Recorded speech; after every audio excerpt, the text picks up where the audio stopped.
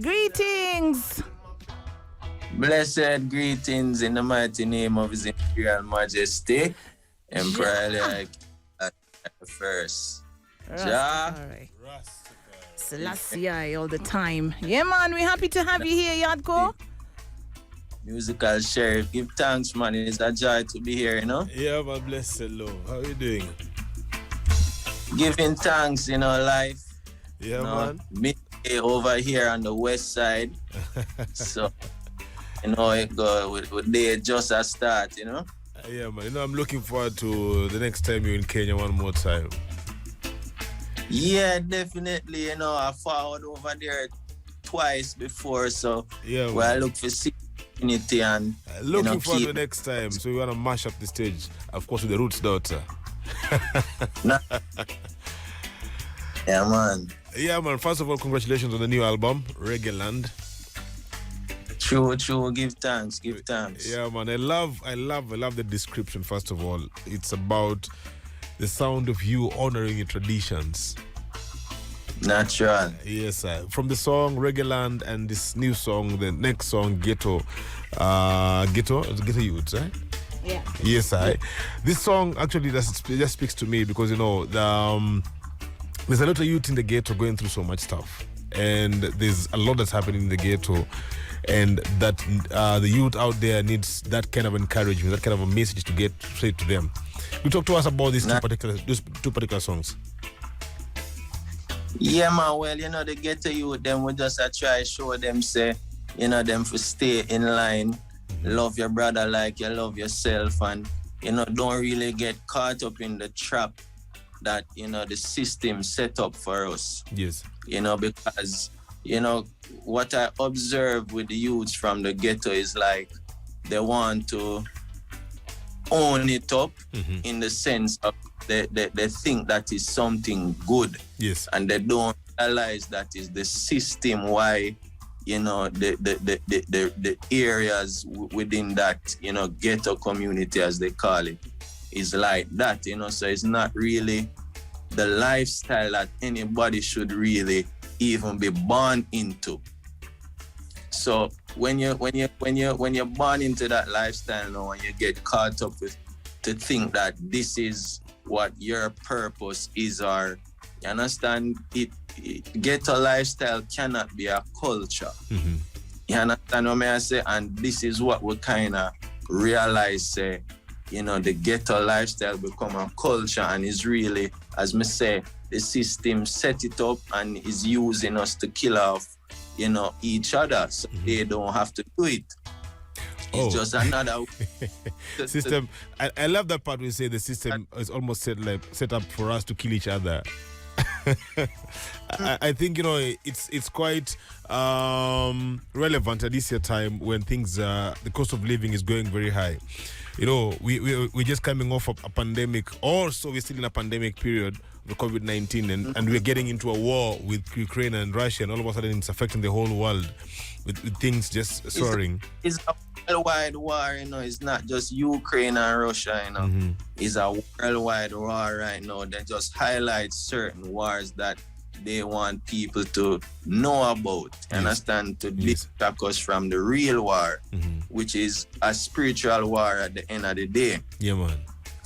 And so, that we really see are going, and that is why my music is to really highlight these situations and show people, say, the Most High is real, and from you connect to him, you're safe. Because as me say, it's a spiritual warfare. They can't take your spirit, they only can take your flesh. Back on the song, just staying with the song, the Ghetto Youth. There's an artist out in Kenya. There's on some of the lyrics in the song says, in the ghetto there's a line called the bottom line, and yet it's a line that you cannot see. It's a line that the system set. That is called the bottom line, where almost anybody who is not able to fend for themselves from below the bottom line. Do you think this is true as well? Repeat the question so I can answer properly. All right. There's an artist in Kenya there's a song called Pressure, and he's singing about how the system set up to have even a bottom line, and yet the bottom line is not visible. And talking about that, it means that the youth man out there or anybody who doesn't have anything or something to put on the table, it means they're living below the bottom line, which is the poverty line. Do you think this rhyme also relates to your song as a ghetto youth? Yeah, well, as me said, the system set this up so people have them back against the wall, so they have to be forced to do things that they don't want to do. Yes. You understand? These things that they're being forced to do now, we realize it's becoming a culture. And people are proud of these things. You understand? So that is why you see the numbers are really rising. See, when these kind of lifestyles become a culture is when, it starts to spread like wildfire, because poverty is not the reason for crime. Yeah, man.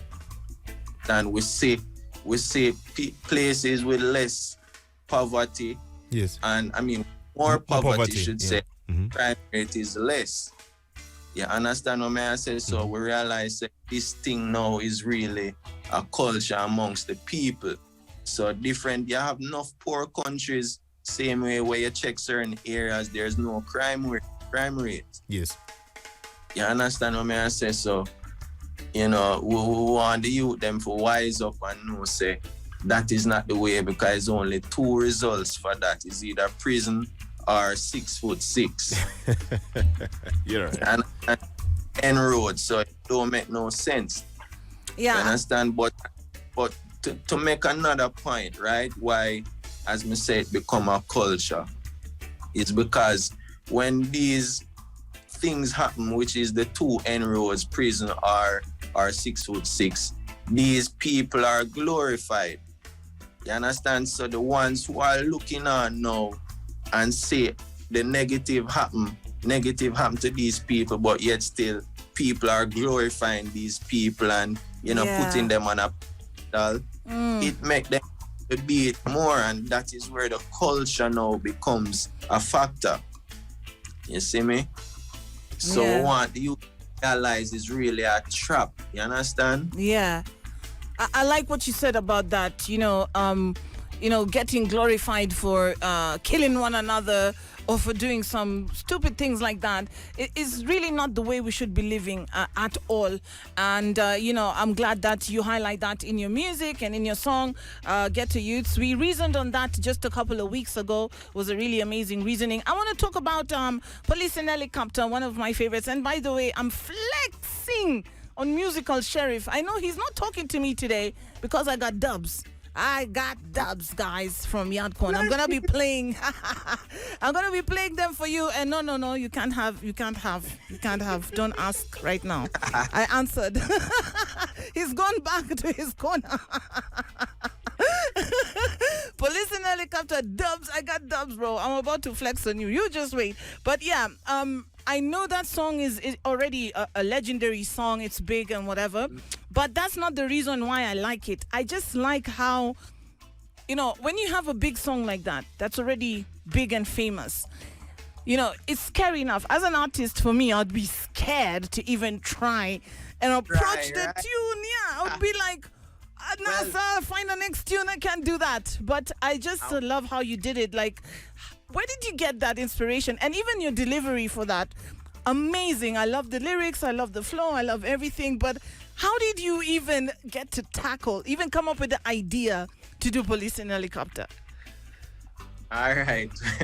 Well, to answer your point, right? I definitely had that thought in mind, which is why I wasn't the one who sang the chorus. Yeah.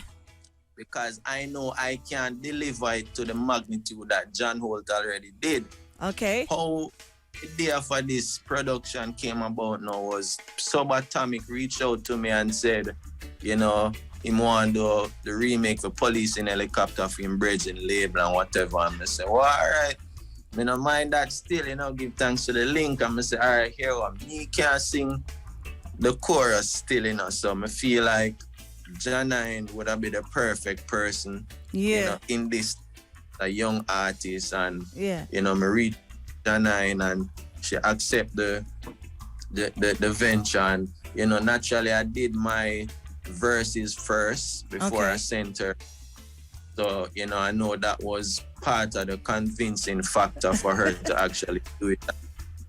You know, I also like how she delivered it. It's not the typical police in helicopter how you would expect someone to sing it. So big up to Janine also for that. And also big up to you for actually even trying to get into such a big song, because you know a lot of people will say rah, rah, rah, the song is big because it already is a big song or whatever, and you know they might think it's easy, but I know it's not easy. It's actually quite hard getting a legendary tune like that and trying to own it, and I think you guys did an amazing job.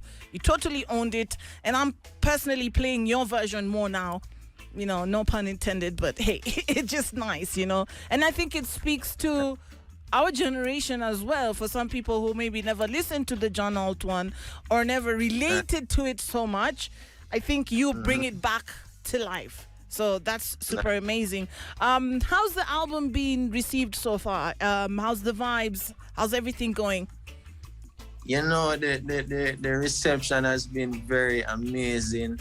You know, transitioning from a DJ to an artist, you know, that's another. Sheriff, take points. Take points, Sheriff. That's another obstacle as well. So, you know, we have to really give thanks for the feed forward that has been coming in. And honestly, I haven't got one bad feedback as yet. Like, you know, everybody say, oh, them love the vibe, them impressed, and, you know, just keep up the work, you know. Man. I wouldn't expect any bad feedback either. But, you know, big up for that. And Sheriff really wants to be an artist. And you know, Yaardcore has released his album. Sheriff, what do you have to say about that? When are you dropping even one tune? What do you think about your life right now? Oh, Yaardcore. You're adding more pressure on me. You're putting more challenges on me right now. But anyway... I think I should be getting into the studio maybe with you. Maybe I should get some pointers. No, man, but this is one of the reasons I made the step as well, you know, to show ones that don't be scared, you know, once you know you have it in you, you know, you just have to put in the work. Mm-hmm. You know, them said the only place success come before work is in the dictionary. Yes. So, you know, may I say, so we have to just keep working and, you know, it will manifest, you know. Were you nervous because it was your first, you know, like big project, and did you feel like a lot of pressure on you, or were you just confident that, you know, all the good hard work you put in was just gonna, you know, pass the way easy? Yeah, well, it wouldn't be an easy road, but I wasn't nervous. I was kind of more anxious and excited to share the music because, you know, being a DJ really helped me a lot to know what songs are good. Yeah?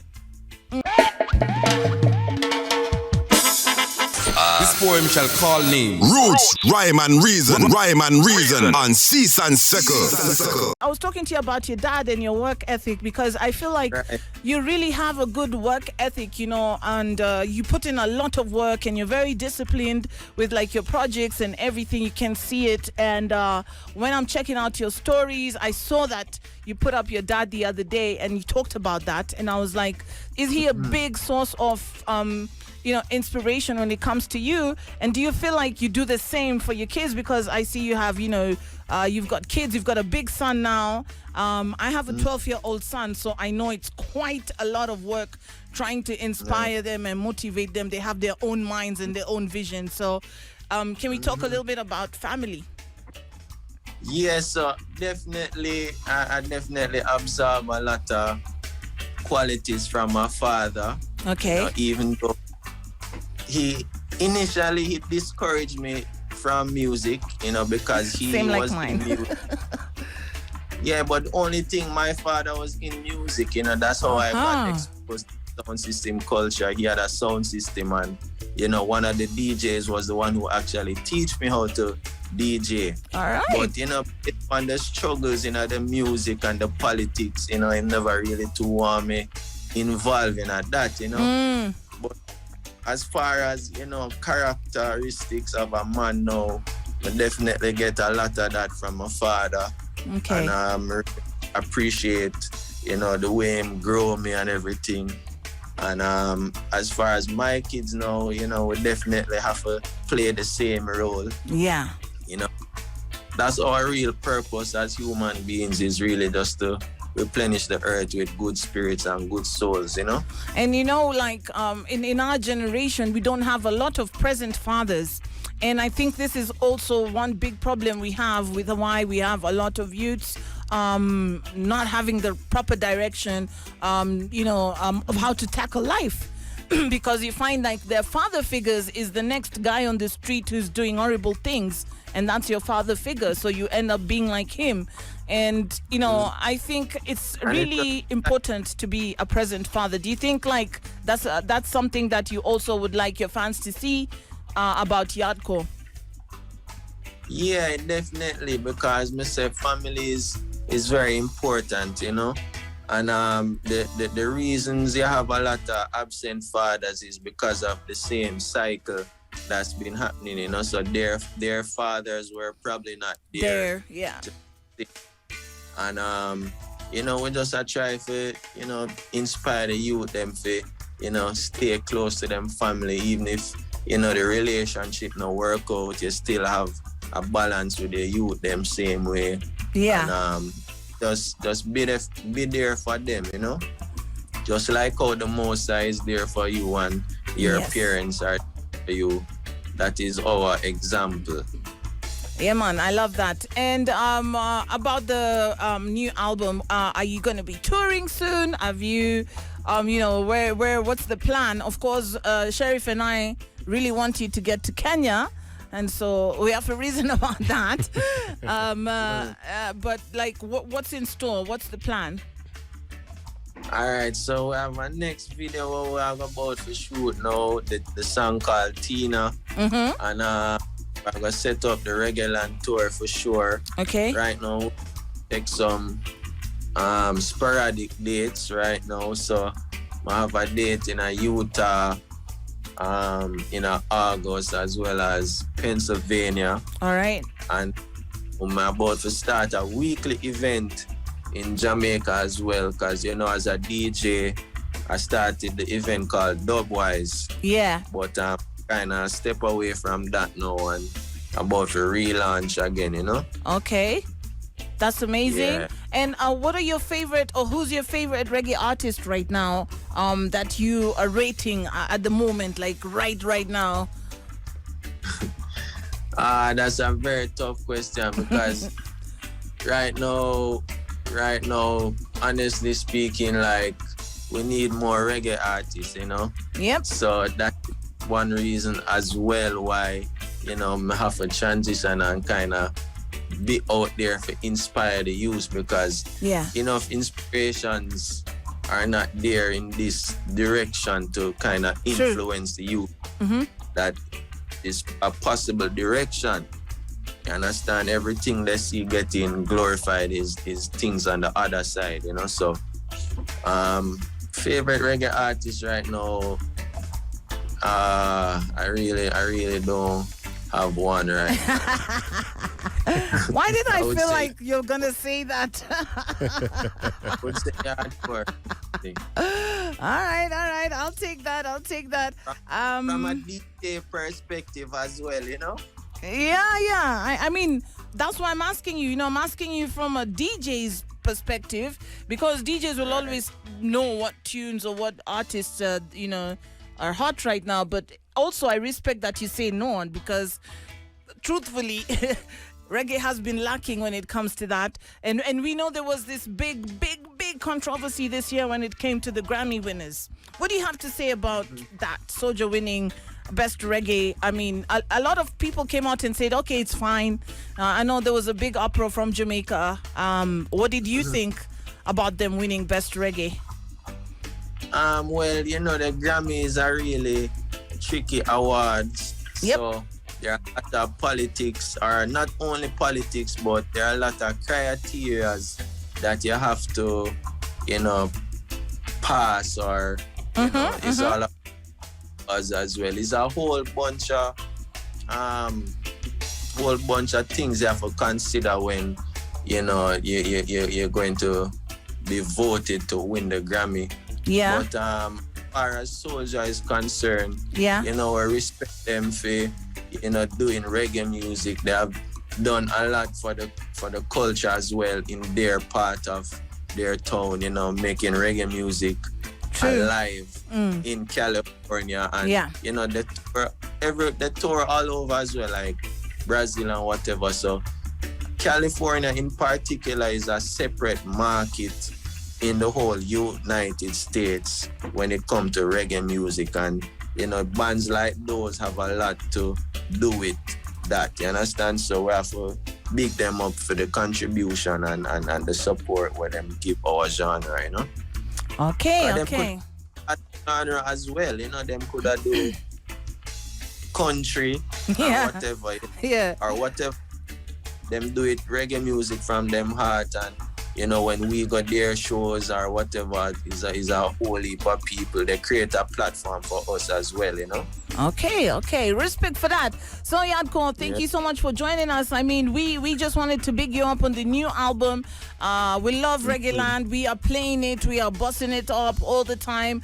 And I got dubs, Sheriff. Yeah. And I'll never hear the end of this. yeah, you'll never hear the end of it. And you know, just so much love also from VybezRadio and the Vibes Nation for the new album. And you know, just what would you like to tell Kenya? You know, the Kenyan youths listening, African youths listening right now.